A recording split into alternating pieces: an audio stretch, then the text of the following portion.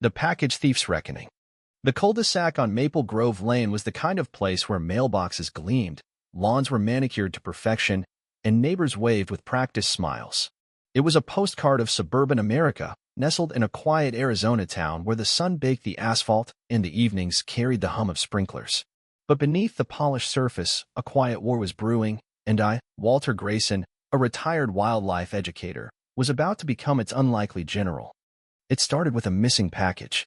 A set of gardening gloves, nothing fancy, was ordered from an online retailer. I figured it was a delivery glitch, maybe the driver marked it delivered and left it at the wrong house. But when a second package, a cheap bird feeder, vanished a week later, I grew suspicious. By the time my third package, a book on desert flora, disappeared, all within the same midday window, I knew this wasn't a coincidence. Someone was stealing from my porch, and I had a hunch who. Enter Margaret Hensley, the self-appointed queen of Maple Grove's Homeowners Association. Margaret wasn't just a neighbor. She was a force, a clipboard-wielding dictator who patrolled the street like it was her fiefdom. She once fined a family for leaving their Christmas lights up past January 15th and created a color-coded chart to track when everyone's trash bins were retrieved. She called herself the guardian of the neighborhood standards. I called her a busybody with too much time on her hands. Margaret's house, directly across from mine, was a fortress of order. Her roses were pruned to military precision, her driveway power-washed weekly. She'd stand on her porch, binoculars in hand, noting every infraction. A car parked an inch too close to a curb, a dog barking 1 second too long. She'd once reported my solar lanterns for excessive glow, claiming they disrupted the neighborhood's ambience.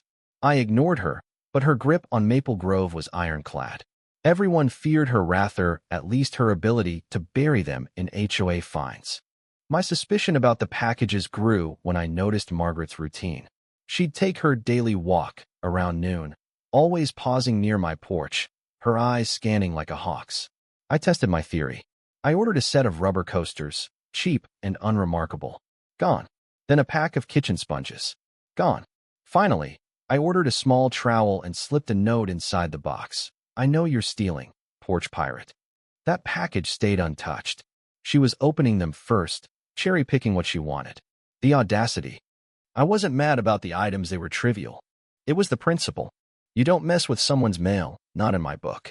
I'd spent 25 years as a state wildlife educator, handling rattlesnakes, tarantulas, and scorpions with nerves of steel. If anyone was equipped to teach a thief a lesson, it was me. But I needed proof, not just a hunch. Blurry doorbell footage wouldn't cut it.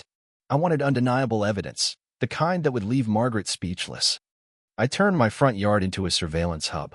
I mounted a wildlife camera inside a hollowed-out birdhouse, its lens hidden behind a knothole. I paired it with a smart doorbell camera and a motion sensor light, all synced to a portable monitor in my garage. I ordered a decoy package empty except for bubble wrap and an old CD case and left it on the porch. Then I waited, eyes glued to the screen. For days passed. Nothing. On the fifth day, at 12:47 p.m., a figure crossed the street. Wide-brimmed hat, oversized sunglasses, yellow gardening gloves. I zoomed in. There it was, her signature charm bracelet, silver with gaudy pink beads. Margaret. She glanced left, then right, snatched the package, and tucked it under her sweater like she was smuggling contraband. She hustled back to her house, her steps quick but deliberate. I leaned back in my chair, a mix of fury and triumph washing over me. I had her. But I didn't call the police. I didn't knock on her door. That would have been too easy, and Margaret didn't deserve easy. She'd crossed a line, and I was going to make sure she regretted it. Not with violence or threats, but with something far more poetic. I'd let her steal again, only this time, the package would bite back. I called an old colleague, Tom, from the State Wildlife Center. He owed me a favor after I helped him relocate a coyote family from a construction site. I told him I needed something scary but safe, something that would rattle a thief without causing real harm. He chuckled and suggested Arizona bark scorpions. 3 inches long, pale yellow, with a sting like a wasp's. Painful, terrifying, but harmless unless you were allergic. Perfect. I had a wildlife handling permit, still valid for educational purposes, which gave me legal cover. Tom delivered 3 scorpions in a secure terrarium with a locking lid and breathable vents. I labeled it specimens, educational use only, and packed it inside a plain cardboard box with foam padding.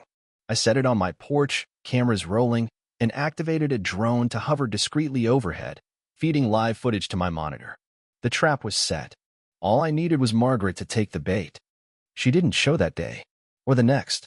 I started to wonder if she'd sensed something. But on the third day, at 12:55 p.m., there she was, same hat, same gloves, same smug stroll.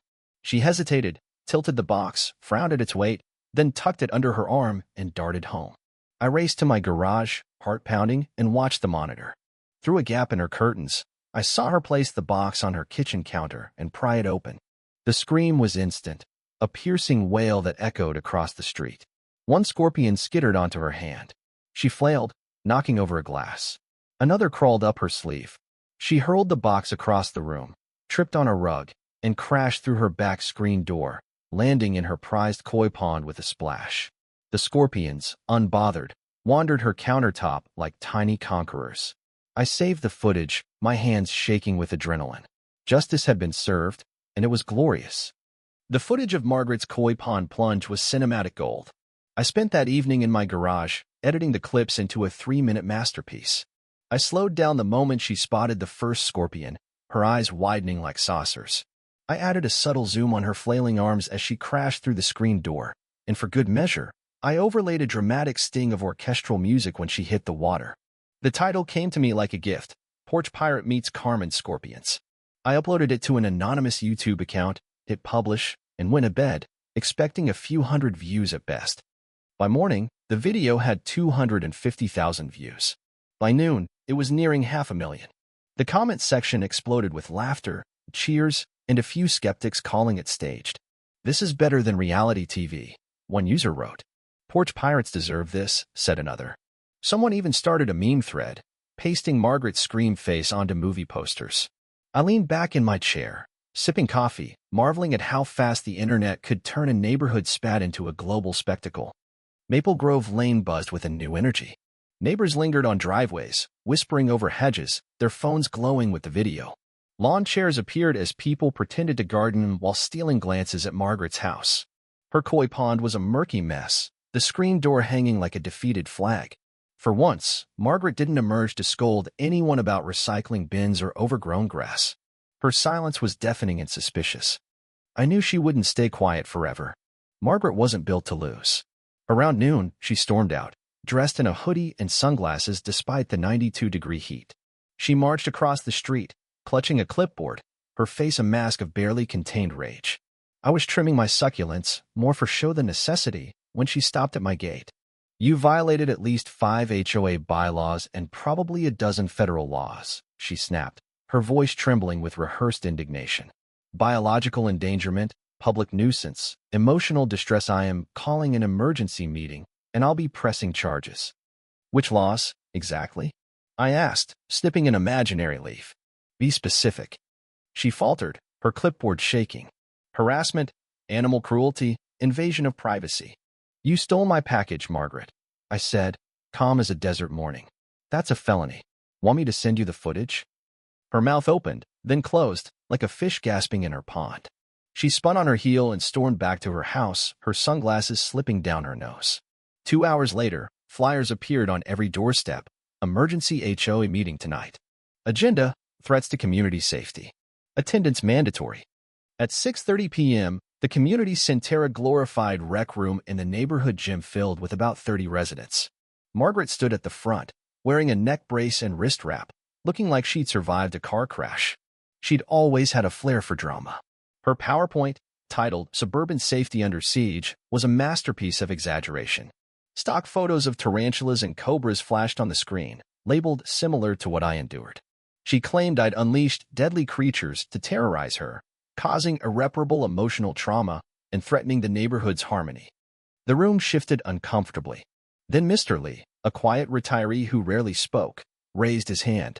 All eyes turned as he stood, plugged a USB drive into the projector, and played a montage of clips. There was Margaret, stealing packages from my porch, Mr. Lee's doorstep, and 2 other homes. One clip showed her smuggling a box marked "For Emily" in bright purple letters. A collective gasp filled the room. "I installed a camera after my heart medication went missing," Mr. Lee said, his voice steady. "I thought it was a mistake. Now I know." Margaret's face turned the color of overripe fruit. She stammered about misunderstandings and community vigilance, but no one bought it. Her slideshow looked absurd next to the damning evidence. The HOA board, usually her loyal minions, voted unanimously to suspend her from all activities pending an ethics review. For the first time in years, Margaret was just a resident, stripped of her clipboard and power. Back home, I celebrated with a cold beer and a bowl of popcorn, but I knew this was only round one. Margaret wasn't the type to slink away. Sure enough, her retaliation began the next day. A code enforcement officer knocked on my door, citing a complaint about my lawn being unkempt. My yard was all succulents and gravel, barely a blade of grass to offend. Then a city worker showed up, claiming a report of an illegal shed in my backyard. I didn't own a shed. Finally, a handwritten letter arrived, accusing me of housing dangerous wildlife and warning of an investigation. The handwriting matched Margaret's HOA flyers to a T. I didn't take the bait. Instead, I raised the stakes. I compiled a new video, stitching together the original theft, the scorpion chaos, and a slow-motion replay of Margaret's pond dive. I added subtitles for flair, the moment she met karma. Then I included clips from her ridiculous PowerPoint, intercut with footage of her stealing from Mr. Lee and others. I titled it The Scorpion Queen, Maple Grove's Most Wanted, and uploaded it that night. By morning, it had 1 million views. Memes flooded the internet. Margaret as a cartoon villain, Margaret fleeing from pixelated scorpions. A local news outlet picked up the story, calling it the suburban showdown of the year. They reached out for a comment, but I stayed anonymous, confirming only that the events were real. The HOA issued a vague statement about investigating community disputes. Margaret, when asked, slammed her door in the reporter's face. The street became a pressure cooker. Margaret rarely left her house, but when she did, she wore a scarf and sunglasses, dodging stares like a fallen celebrity. Kids called her Bug Lady. Someone taped a rubber scorpion to her mailbox. Delivery drivers started leaving her packages on the curb with notes like, "For safety." I could feel her plotting, her pride too bruised to let this go. She'd strike back, and I needed to be ready. My next move wasn't scorpions. That card was played. I needed something new, legal, and infuriating. I remembered a novelty toy I'd seen online, a battery-powered dancing cactus that played a looping, high-pitched jingle. I ordered 5, each with a different tune, and set them along my front path, facing Margaret's living room. They were motion-activated, erupting into song and dance whenever someone passed. The first night, they went off at 9 p.m. Margaret stormed out in a bathrobe, screaming about noise terrorism. I politely explained they were on my property, no louder than a lawnmower, and meant for decorative fun. She demanded I remove them. I shrugged and went inside. By morning, the cacti were gone stolen. I checked my cameras, and there she was, creeping into my yard at dawn, stuffing them into a tote bag. I edited the footage into a new video, The Cactus Caper, complete with cartoonish sound effects and a narrator voiceover calling her the Scorpion Queen's next heist. It hit 300,000 views in hours. Margaret's spiral accelerated. She started targeting anyone who spoke to me. She yelled at a teenager delivering pizza flyers, accused a jogger of loitering for waving at me, and even claimed the mailman was conspiring by delivering my packages first. Her paranoia was a wildfire, burning through what little goodwill she had left. I watched from my porch, knowing she was digging her own grave. But I also knew she'd try one last, desperate move. And when she did, I'd be ready. Margaret's unraveling was a spectacle, like watching a house of cards collapse in slow motion. The Cactus Caper video had turned her into a neighborhood punchline, and the internet wasn't letting go. Strangers drove by Maple Grove Lane, snapping photos of her house like it was a roadside attraction. A teenager chalked a cartoon scorpion on her driveway, and someone left a plastic cactus on her porch with a note, "Dance with Karma." Margaret's fortress of control was crumbling, and I could sense her desperation growing like a storm cloud over the desert. I kept my guard up. Margaret wasn't the type to surrender, not when her pride was on the line. She'd ruled Maple Grove with an iron fist for years, and losing that power was like losing oxygen. I expected her next move to be bold, reckless, even. Sure enough, she didn't disappoint. It started with a flurry of anonymous flyers on the community bulletin board. Blurry photos of tipped-over trash cans labeled negligence. A snapshot of a neighbor's dog off-leash with public hazard scrawled beneath. One flyer even had a still from my scorpion video, my silhouette circled in red marker with the words, "Is this our neighbor?" The tone was pure Margaret passive-aggressive venom, disguised as concern. But she'd miscalculated. The neighborhood was done with her games. People tore the flyers down within hours, replacing them with printouts of her Scorpion Queen memes. It was a quiet rebellion, but it spoke volumes. Margaret wasn't just fighting me anymore. She was fighting everyone. Her next salvo was more direct. Animal control knocked on my door, citing a report of venomous creatures kept without a permit. I showed them my wildlife license, the empty terrarium, and footage of the scorpions being safely returned to the wildlife center. The officer, a young guy with a tired smile, shook his head. "Someone's got a vendetta," he said, handing me a copy of the complaint. The handwriting blocky, all caps, with exaggerated loops, was unmistakably Margaret's. 2 days later, code enforcement arrived, claiming my side fence violated some obscure HOA line-of-sight rule. The inspector, clearly embarrassed, measured twice, apologized, and left. Then came another letter, this one accusing me of non-native landscaping that threatened local ecosystems. My yard was succulents and gravel, a design half the street had copied.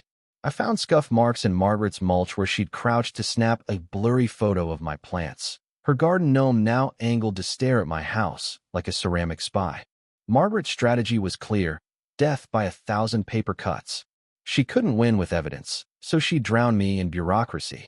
But she underestimated me. I didn't mind the annoyance it fueled me. I decided to hit back, not with scorpions or cacti, but with something softer, sillier, and maddeningly persistent. I ordered a dozen motion-activated rubber chickens, the kind that squawk a shrill tune when triggered. I scattered them along my front path, facing her windows, and waited. The first night, the chickens went off at dusk. Margaret burst onto her porch, screaming about psychological torture.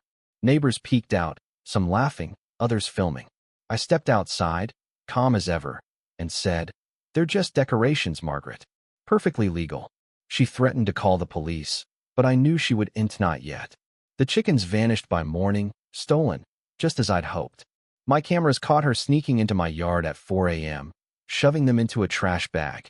I edited the footage into the chicken heist, complete with a mock trailer voice. She thought she could silence the flock. She was wrong. The video hit 400,000 views in a day. By now, my anonymous YouTube channel had a cult following. Fans sent fan art: Margaret battling rubber chickens, Margaret drowning in a sea of scorpions. One user remixed her koi pond scream into a techno beat, and it trended on TikTok. But Margaret wasn't just a meme anymore. She was a cautionary tale. The local news ran a segment, calling it the Porch Pirates Saga gripping Arizona. They blurred her face, but everyone knew who it was. Margaret called the station, demanding a retraction, claiming defamation and emotional warfare. They refused, citing her signed release form from an earlier interview she'd forgotten about. Then came her boldest move yet. Margaret called the actual police, filing a formal complaint. She claimed I'd assaulted her with a booby-trapped package and caused permanent mental distress. The officer who showed up at my door looked like he'd rather be anywhere else. "You the scorpion guy?" he asked, stifling a grin. I nodded, invited him in, and showed him everything. The footage, the permits, the chicken theft, even the fake flyers. He watched, jotting notes, then sighed. "This is the most documented neighborhood feud I've ever seen," he said. "Have you ever thought about running for HOA president?" "Not a chance," I laughed. "I like my peace." He left without filing a report, but not before warning me that Margaret was escalating fast. I thanked him and poured a glass of iced tea, knowing she'd just burned her last bridge. The police weren't her allies, no one was. But I wasn't naive. Desperate people don't retreat, they lash out. And Margaret's next move would be her biggest gamble yet. It came a week later, in the form of a second HOA meeting. This time, she brought reinforcements. 2 cousins dressed in ill-fitting suits, posing as legal advisors. One was her niece, who worked at a nail salon. The other was a nephew known for crashing his motorcycle into a mailbox. Margaret paced before a flip chart labeled "Neighborhood Under Attack," claiming I'd stalked her, filmed her without consent, and weaponized wildlife against a defenseless senior. She waved her arms, describing a fictional incident where her lawn was covered in fake bugs. I hadn't done that, but it was tempting. The crowd wasn't with her. People shifted in their seats, annoyed at the drama. An elderly neighbor, Mrs. Carter, stood up and said, "I miss when HOA meetings were about sprinkler schedules." Another resident played my chicken heist video on their phone, the squawking echoing through the room. Laughter broke out. Margaret snapped, snatching the phone and accidentally cranking the volume, blasting the narrator's voice. "The Scorpion Queen strikes again." She froze, realizing she'd just confirmed the video's subject. Her face twitched, and she slammed the phone down, storming out, her lawyers tripping over chairs to follow. The HOA board, fed up, formalized her suspension. No committees, no votes, no authority. Margaret was officially powerless, her name erased from the newsletter. As I walked home under a starlit sky, neighbors waved, some giving thumbs-ups. For the first time, Maple Grove felt like a community, not a battlefield. But I wasn't done. Margaret's antics had crossed into harassment, and I wanted her to feel the weight of her actions. I compiled a final video, a greatest hits reel, the original theft, the scorpion scream, the cactus and chicken heists, and her disastrous HOA rants. I added a montage of her fake flyers and a voiceover. When you steal from your neighbors, karma doesn't just knock, it stings. I titled it "The Fall of the Scorpion Queen" and uploaded it, expecting it to be my last. It hit 2 million views in 48 hours. The internet crowned me a hero, but I didn't feel like one. I felt like a guy who'd had enough and pushed back. Margaret, meanwhile, was spiraling into obscurity. Her house stayed dark, blinds drawn, porch empty. Her koi pond turned green, algae claiming her once pristine oasis. I knew she was plotting, but I also knew she was running out of moves. The question was, would she double down or disappear? The Fall of the Scorpion Queen video marked a turning point, not just for Margaret, but for Maple Grove Lane. The neighborhood exhaled, as if a weight had lifted. Kids rode bikes without fear of being scolded. Neighbors chatted over fences, their voices free of the hushed caution that once defined our street. Packages sat untouched on porches, a small but profound victory. Yet, I couldn't shake the feeling that Margaret wasn't done. Her silence was too heavy, like the calm before a monsoon. She'd lost her throne, her reputation, and her control, but pride like hers didn't vanish, it festered. Her next move came subtly, a shift in tactics. The community bulletin board, once her propaganda hub, sprouted new flyers. These were slicker, printed on glossy paper, accusing certain residents of undermining community values. One featured a grainy photo of my front yard, captioned, "Environmental Hazard." Another warned of vigilante justice, threatening senior safety. The handwriting was disguised, but the tone screamed Margaret Sharp, sanctimonious, and dripping with victimhood. Neighbors ripped them down, but not before snapping photos that fueled new memes. "Scorpion Queen's Last Stand," one captioned. Then she escalated. A health inspector arrived, claiming an anonymous tip about unsanitary wildlife conditions in my home.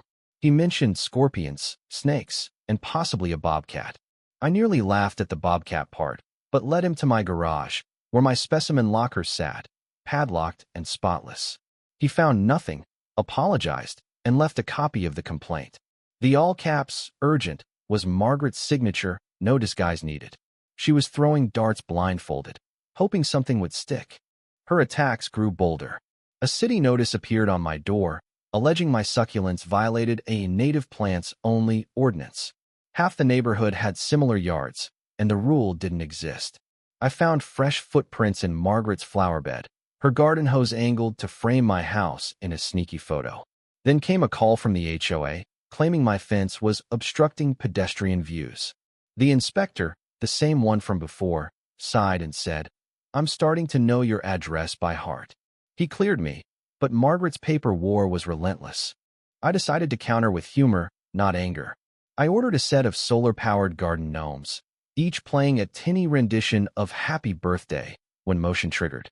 I lined them along my walkway, facing her house. The first night, they erupted at 7 p.m., their cheery tune cutting through the dusk. Margaret stormed out, yelling about auditory harassment. Neighbors gathered, some filming, others clapping. "They're just festive," I called out, grinning. She threatened legal action, but the gnomes vanished by dawn stolen, as expected. My cameras caught her, creeping through my yard at 3 a.m., stuffing gnomes into a duffel bag. I edited the footage into the gnome gambit, complete with a mock detective narration. She thought she could silence the singers. She forgot the cameras. The video hit 500,000 views in hours, sparking a wave of fan edits Margaret as a gnome-chasing villain, her scream remixed with birthday tunes. A local DJ played the remix at a community fair, and people danced, unaware of its origin. Margaret had become a cultural artifact, her infamy etched into Maple Grove's lore. But her desperation peaked with a reckless move. She gave a TV interview to a small local channel, the kind that aired pet adoption segments and weather updates. Dressed in a prim blouse, her hair perfectly coiffed, she sat with a practiced smile and spun a tale of martyrdom. She claimed the package thefts were acts of vigilance, insisting she'd suspected suspicious deliveries and acted to protect the neighborhood.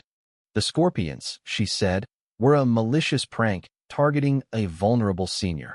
She accused me, without naming me, of orchestrating a cyberbullying campaign to ruin her life.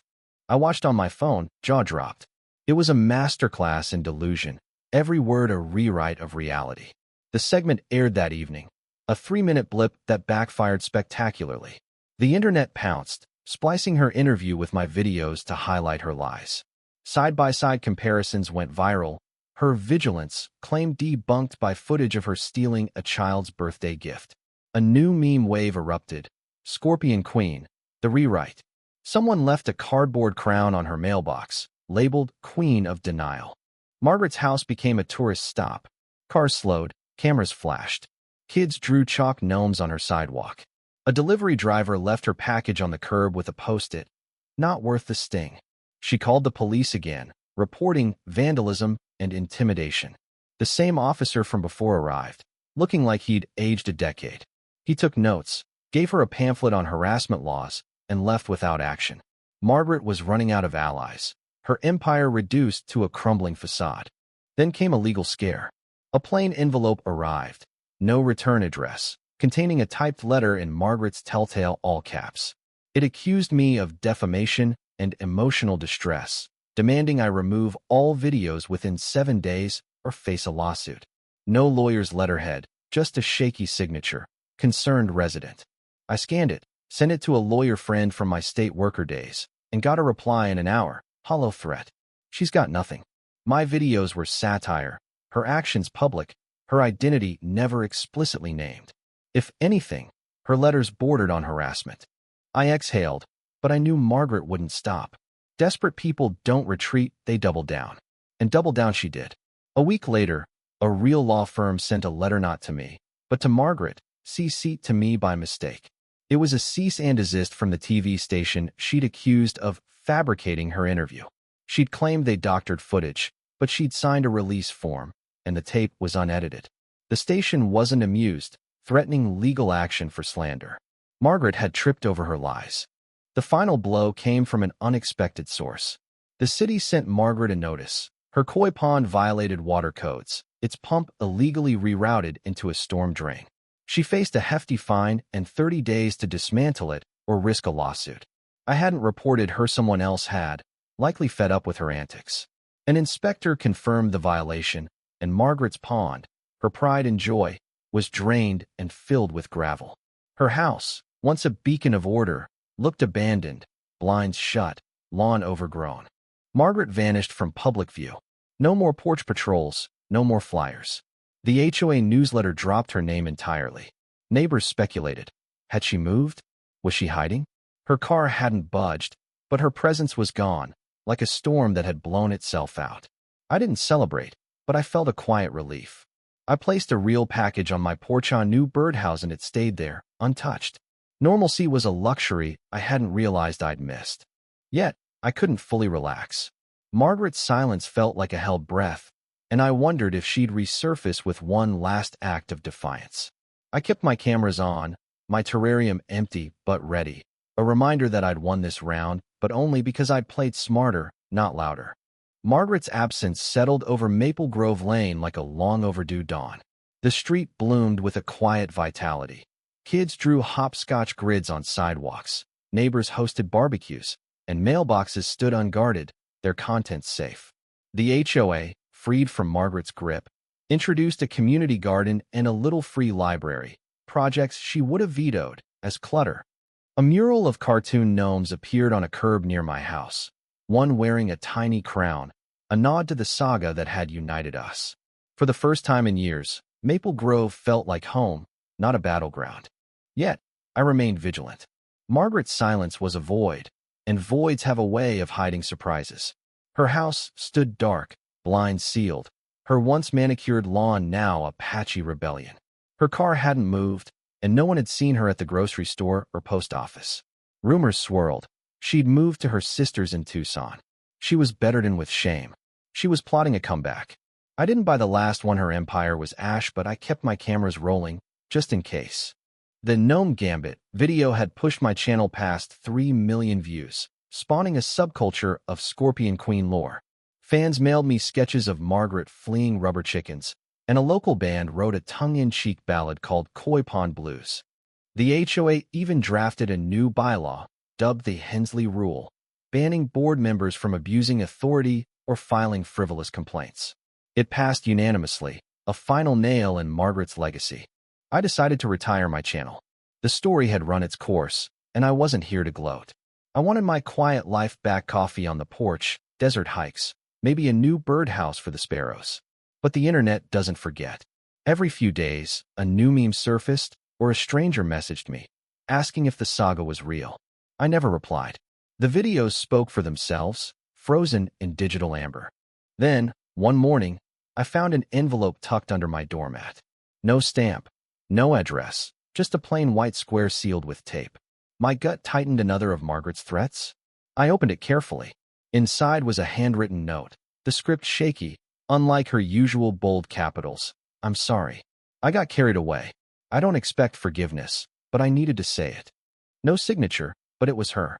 I stood there, the paper trembling in my hand, caught between vindication and something softer, pity, maybe. Margaret had built her identity on control, and without it, she was adrift. I didn't respond. What could I say? Her apology didn't erase the thefts, the lies, the harassment, but it was a crack in her armor, a glimpse of the person she might have been before power consumed her. I filed the note in a drawer, unsure of what to feel. Part of me wanted to believe she meant it. Part of me knew leopards don't change their spots. A week later, a moving truck pulled into her driveway. It was understated, no logos, just a few movers loading boxes and furniture with mechanical efficiency. Margaret never appeared. A silhouette flickered behind her screen door, but she stayed hidden, a ghost in her own story. Neighbors watched from garages and windows, whispering but keeping their distance. By dusk, the truck was gone, and her house stood empty, a for sale sign staked in the yard. Just like that, Margaret was gone. The neighborhood speculated. She'd relocated to a condo in Phoenix. She was staying with family. She'd fled to escape the memes. No one knew for sure, and no forwarding address surfaced. Her koi pond, now a gravel patch, became a symbol of her fall. A new family moved in, a young couple with a toddler and a baby on the way. They brought cookies to introduce themselves, laughing when someone mentioned the Scorpion Queen. We saw the videos, the husband said. Brought extra locks for our porch. Maple Grove healed. Sidewalk chalk art multiplied. A neighbor started a book club. The HOA meetings, once tense standoffs, became debates about picnic themes and holiday lights. I took long walks, waving to faces that no longer flinched at my approach. I ordered a telescope for stargazing, and when it arrived, it sat untouched on my porch for 2 days. I smiled, marveling at the peace of it all. But closure came in an unexpected form. A month after Margaret left, I got a call from the local news station. They were doing a follow-up on the Porch Pirate saga, prompted by a viewer who'd recognized Margaret in a nearby town. She'd taken a job at a community center, teaching seniors to use email, ironic, given her techaverse rants. The reporter asked if I'd comment. I declined, but suggested they ask Margaret about her apology note. They did. She hung up. The segment aired, a brief epilogue noting Margaret's new life and Maple Grove's recovery. It didn't go viral, and I was glad. The story didn't need more fuel. I dismantled my cameras, packed away the terrarium, and moved the gnome mural to my garage as a keepsake. On a warm Saturday, I sat on my porch, coffee in hand, watching the street come alive. A dad taught his daughter to skate. A couple hung wind chimes. Laughter drifted like a breeze, unburdened by the past. Margaret's reign had left scars, but it also forged something strong: a community that said no to tyranny, no to fear, no to letting one person's ego dictate their lives. I played my part, not as a hero, but as a neighbor who'd had enough. The videos, the scorpions, the gnomes weren't about revenge. They were about justice, served with a side of humor to remind us we could still laugh. I logged into my YouTube account one last time, posting a final message under the fall of the Scorpion Queen. Sometimes, the best way to stop a thief is to let them steal their downfall. Then I deleted the account, closed my laptop, and stepped outside. The desert sky was clear, the stars bright, and Maple Grove Lane was finally, completely, mine again. But the saga left questions that lingered, not just for me, but for anyone who'd followed it. Was my response scorpions, videos, public shaming too far? Or was it the only way to stop a bully like Margaret? Could I have confronted her privately? Or would that have fueled her power? And what about her apology, genuine remorse, or a last-ditch plea for sympathy? These were the debates that echoed in my mind, and I knew they'd spark heated discussions among those who'd lived through the story, in person or online. I invite you to share your thoughts in the comments below. Did I cross a line? Or was this justice well served? How would you handle a neighbor like Margaret? Confrontation, legal action, or something else? And what does this say about violence, fairness, and standing up to injustice in our daily lives? Take a stand, share your perspective, and let's keep the conversation going. Maple Grove's story is over, but the lessons it taught us are just beginning.